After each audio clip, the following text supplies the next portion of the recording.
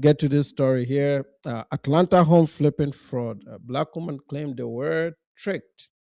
Dream. Come to class, don't miss it. Come get this good education. I invested $65,000. $90K I invested with her. But what they say this woman in Atlanta is really selling? A nightmare, tricking other black women into getting business credit cards to fix and flip homes with her. We've given them everything that we have in our savings. They say once you get your money, things get funny. One of the homes catching fire, money unaccounted for. What's really going on behind black girls in real estate? I did not do anything wrong. I'm Justin Carter. This is TSR Investigates. Now, one person reaching out to us is one thing, but when several women came forward claiming they were duped out of hundreds of thousands of dollars from someone in Atlanta, we started asking questions. What was the promise? So she would teach you how to get the funding. She had a team that could help us, the contractors, lenders, the credit people. This is how they say Jeanine Searcy, CEO of Black Girls in Real Estate, lures people in on social media, private one-on-one coaching courses to teach black women how to invest in real estate, flipping homes and turning them into a decent profit. Tara, a real estate agent based in New Jersey, she said she was all in. I felt like, this would be a place for me to start. Realtors always need a second hustle. How much did you spend? So for the class, it was $25,000. $25,000 for 8 virtual sessions. $25,000. I know it was, That's how much money. And I like to cover these stories because sometimes people ask, oh, why do you do this YouTube stuff? Why, even though it doesn't pay me, but I do it anyway. I've watched many years people literally lose their livelihoods because of fake people, idiots running the internet, the masses, reaching the masses to project a personality that doesn't belong to them. They are not these people. They are not winners. They come on the internet, they say things, it feels good, and then you end up losing money after watching them and paying for these classes. Now that I think about it, I'm like, I could have went to school for $25,000. She went through with it anyway, and that's when she says the red flag started immediately. The first class, she canceled and had to reschedule. So it was more of, hey girl, I can't make it today. I gotta go get my hair done type of situation. And that should have been a red flag for me immediately. But, I was just like, let me just get the information and keep going. She says a big part of the class was about funding. Seriously, guiding you to build your own LLC and get the loan process going. She connects us with this group called Fund and Grow. And they get us business credit. So they apply. You don't even see the applications. You just see the cards coming in. So we ended up getting, between me and my husband, $120,000 in business credit. Excited to get started flipping homes in New Jersey, she was told there were no profitable homes to flip in her area. She comes to me, she says, listen, I know you can't find a project. I have a personal deal that's going on. Do you want to join? I don't really do this. But, I know that you really wanted to. A few years ago, there was a story like this in Chicago too. So this home flipping real estate thing has always been a thing, especially in the black community. They were talking about doing these flips on the south side of Chicago, technically the ghettos, okay? Those are not investable properties. Nobody wants to live there, even though a lot of it is kind of close proximity to the city. Everybody stays away from that. You cannot revitalize the ghettos. But these people have been given this pro-black agenda that for some reason they can fix their communities and make it all, nice. No. This is why stories like this debunks the narrative that we was kings. Okay, there is no kinship in it. If you're paying $25,000 to be given a mediocre real estate education, you are not kings.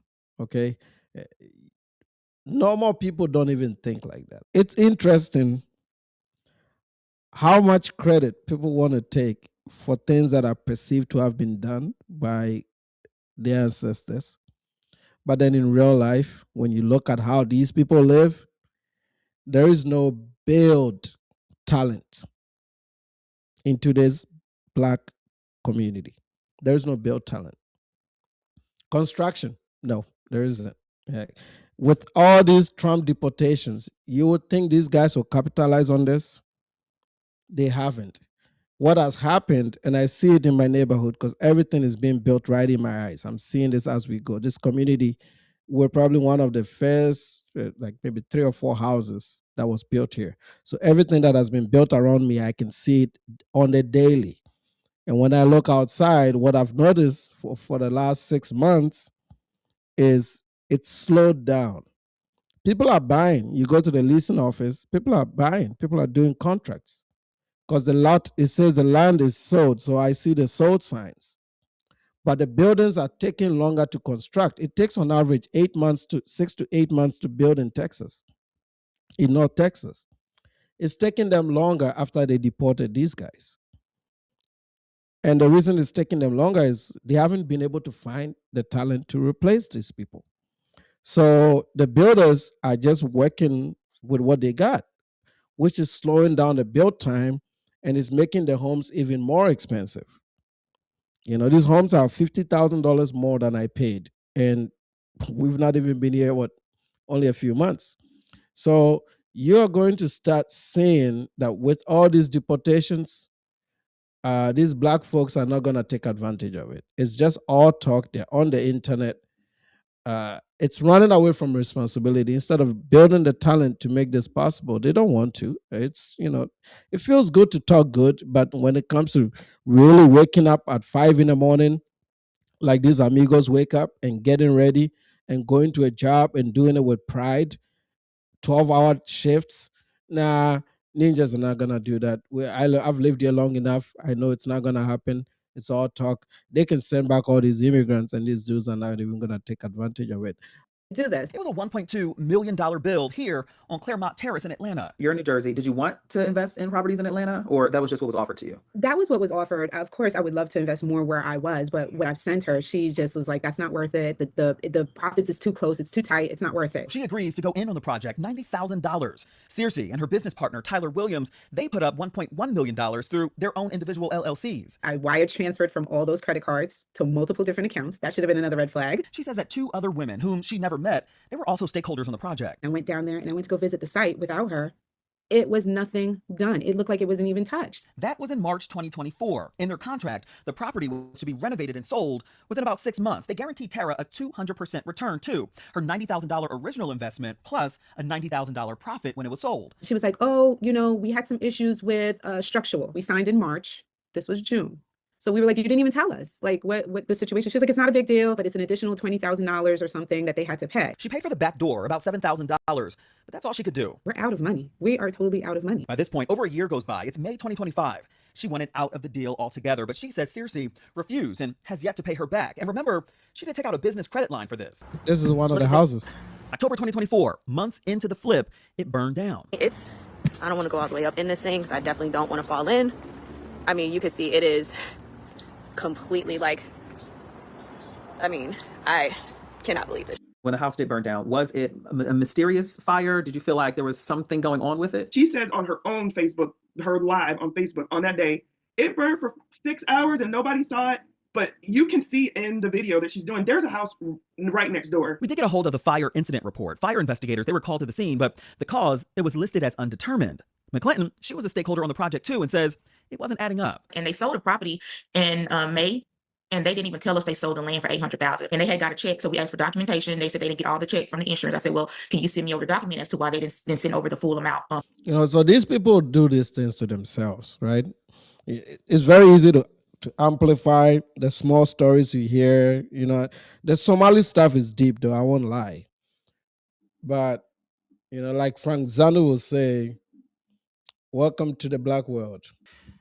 Well, I would have to say about 95%. So I'll leave 5% as the dummies who are, in the practice of doing business with other business people, still fall for something like this.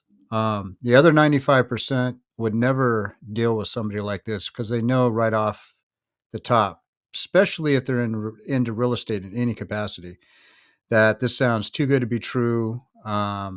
There's nothing about this person that lets me know that this is a legitimate business person, that this person doesn't have a portfolio, because obviously she doesn't have a portfolio that she could show to anybody that she's going to scam them out of their money.